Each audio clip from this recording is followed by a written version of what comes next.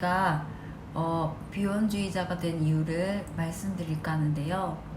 30대 중반까지 여기저기서 자꾸 회사분들이나 문화센터 이런 데서 자꾸 제가 비혼주의자라고 얘기를 하면 너무 걱정을 해주시고, 사실 이런 게 저는 이제 오래전부터 생각했던 건데, 사람들이 왜 이제 비혼을 결정하는지 그 부분에 대해서 대부분 이해를 잘 하지 못하시는 것 같아요. 그래서 나는 왜 이런 생각을 하게 됐을까?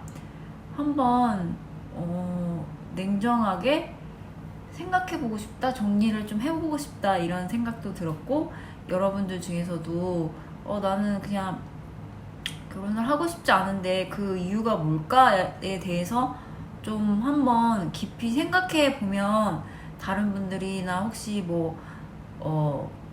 상처받는 말을 주변에 들어도 그냥 좀 이렇게 담대해질 수 있을 것 같아서 한번 이야기를 해볼까 합니다.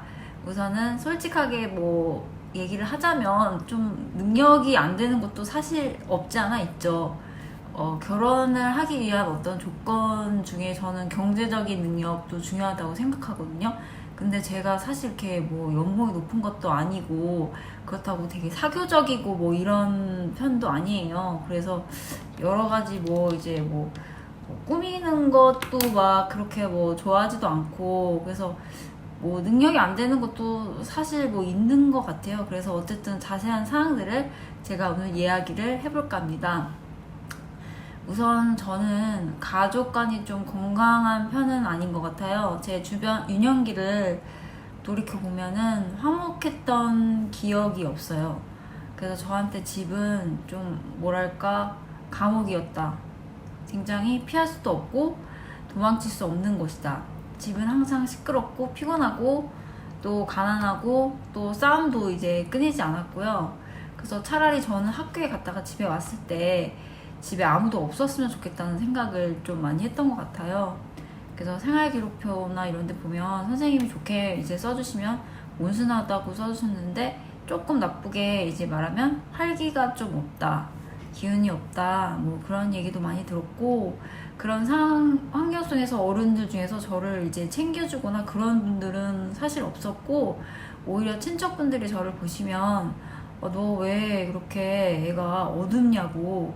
그러니까 상식적으로 생각해보면 그렇게 어두운 게 정상인데 너는 그런 식으로 해서 사회생활을 못한다, 너는 밝아야 된다, 그런 말씀을 좀 많이 하셨어요.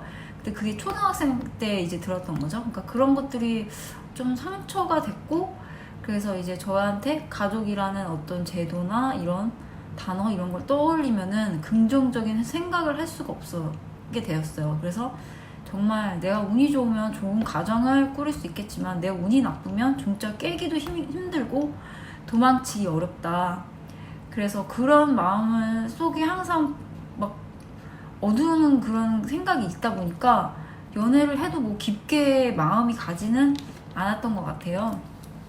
그래서 사람들이 왜 네가 좋아하는 사람 또는 너를 아주 많이 좋아해주는 사람을 만나면 굉장히 달라진다고 하는데, 제가 올해 38인데 딱히 지금까지 그런 경우는 없었고, 저는 앞으로도 없을 거라고 확신해요. 근데 우선은 왜 그러냐면, 제가 이 나라에서 겪어본 바로는 한 사람의 개인의 어떤 취향이나 개성이 그렇게 존중되는 사회가 아니다. 특히 이성관계에서는 그렇다고 저는 생각하고요. 제가 느끼는 한국 사회는 서로 감시하고 평가하고 지적하고 비교하는 걸 좋아하는 문화라고 생각해요. 그래서 예를 들면 제가 20대 초반경에 저보다 학벌이 좀 낮은 친구랑 이제 사귀게 되면 약간 나쁜 생각, 싸우거나 이러면 이런저런 투정 같은 거를 부릴 수 있잖아요. 근데 그러면은 주변에서 왜 너는 그런 학벌이 낮은 애를 만나냐, 이런 식의 이제 지적들이 시작된다는 거죠.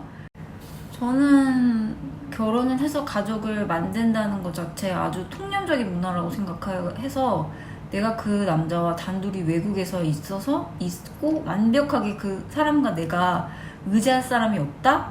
그렇지 않은 이상은 서로 뭐 둘이 좋아서만 뭐 가족을 이룬다 있을 수 없는 일이고, 다른 사람이 봤을 때 조금이라도 거슬리는 게 있지 않은 이상 제 그 관계를 계속 둘이서 끌어나갈 힘 같은 거는 저는 쉽지 않다라는 생각을 많이 했어요.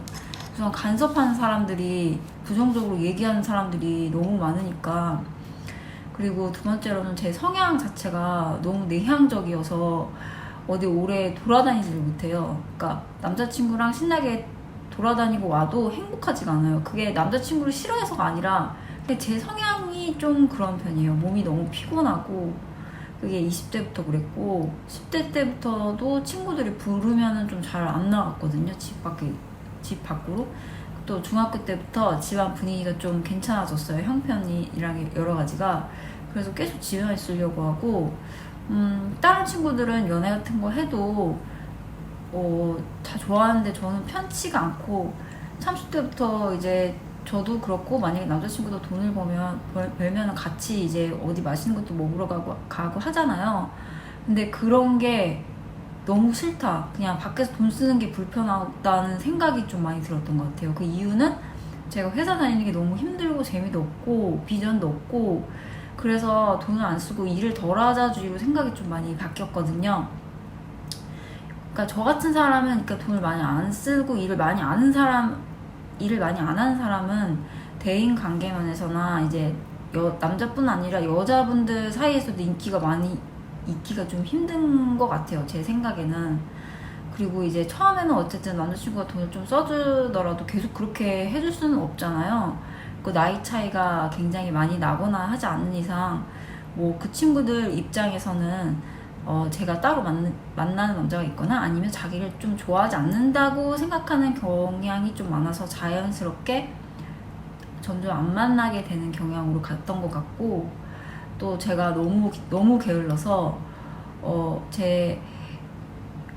게으른데 가끔은 좀 제 또래 여자분들이나 보면 집도 있고 차도 되게 좋은 거 갖고 다니시고 이런 분들 보면 좀 슬플 때도 있거든요.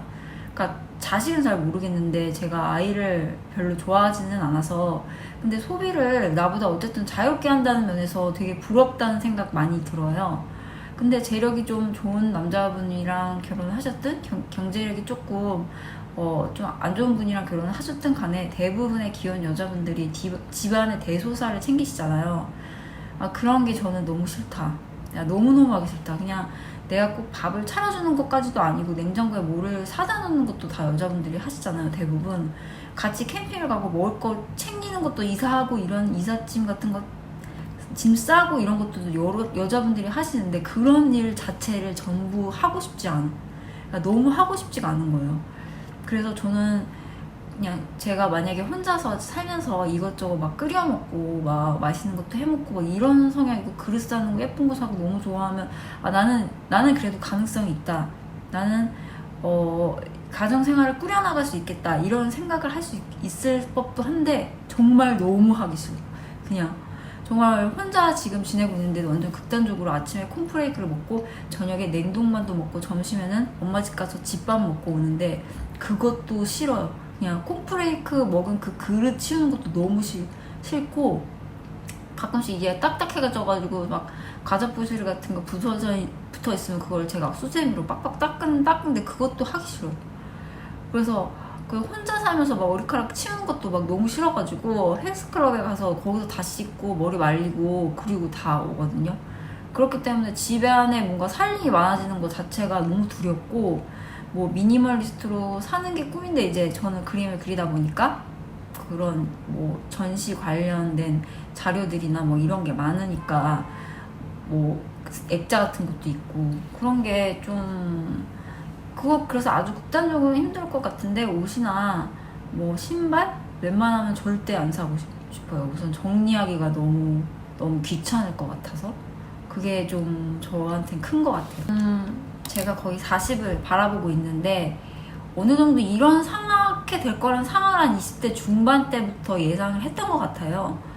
그러니까 뭔가 연애를 해도 행복하지도 않고, 사귀는 남자친구들도 이제 깊이 사귄 적은 없었지만 대부분의 제 모습 안에서 아내와 엄마의 역할을 잘 해낼 수 있는지를 보는 것 같다는 느낌이 있었어요.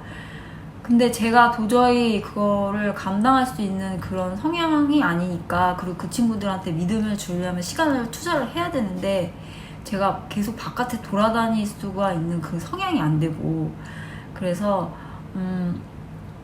나는 안 된다. 차라리 외로운 거는 내가 견디더라도 피곤한 건 못 견디겠다. 그래서 이제 계속 이렇게 지내고 있고 앞으로도 이렇게 지낼 것 같고요. 그래서 계획은 이제 계속 회사를 다니면서 그림책이랑 만화책 만들고 싶다.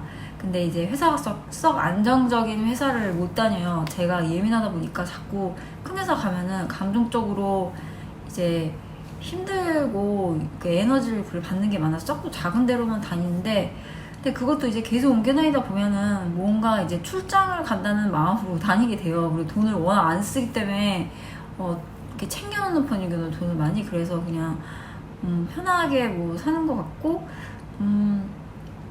그래서 만약에 혼자 사시는 거에 대해서 약간 두려운 여자분들도 뭐 꽤 있으실 것 같아요. 친구도 이제 없어질 것 같고 가족도 없고, 그래서 이제 외롭지 않을까 그런 생각이 저도 들어서 30대 초반부터는 그래도 좀 괜찮은 사람 있으면 하는 게 좋지 않을까 이런 생각도 들었는데, 지금 이렇게 30대 후반 정도가 돼 보니까 의외로 나이가 먹으면 외롭다는 감정보다는 더 많이 드는 감정이 피곤하다는 감정이 더 많이 들어요. 뭔가 육체적으로 갑자기 체력도 좀 떨어지고, 그래서 뭔가 뒤치다거리를 안 하고 이제 지낼 수 있으면 친구가 잘 안 만나도 그냥 누워만 있는 그 자체만으로도 힐링이 되는 거죠.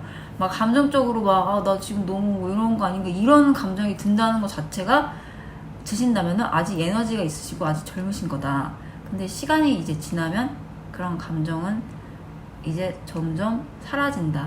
그리고 또 이제 슬픈 감정이나 이런 것들도 나이가 먹으면 혼자서도 정리가 꽤 잘 된다. 근데 그거는 뭐 사람의 성향에 따라서 다를 수도 있겠죠. 그리고 그래서 따라서 이제 가장 중요한 거는 내가 이제 직업이 좀 수입이 적더라도 갈 곳이 많은 전문적인 직업을 갖는 게 가장 중요한 것 같고요. 또 내가 뭘 좋아하고 또 뭘 싫어하는지 그런 거에 대한 데이터를 되게 만들어 놓는 게 중요할 것 같아요. 그렇지 않으면은 굉장히 휘둘리면서 살기 쉽고, 친구들 중에서도 그렇게 돼서 힘든 경우를 좀 많이 봤거든요. 이렇게 저렇게 주변 사람들한테 너무 휘둘려가지고. 그래서 네, 아무튼 저는 이런 이유로 비혼주의자가 됐습니다. 그래서 오늘의 영상은 여기까지 하는 것으로 마치겠습니다. 감사합니다.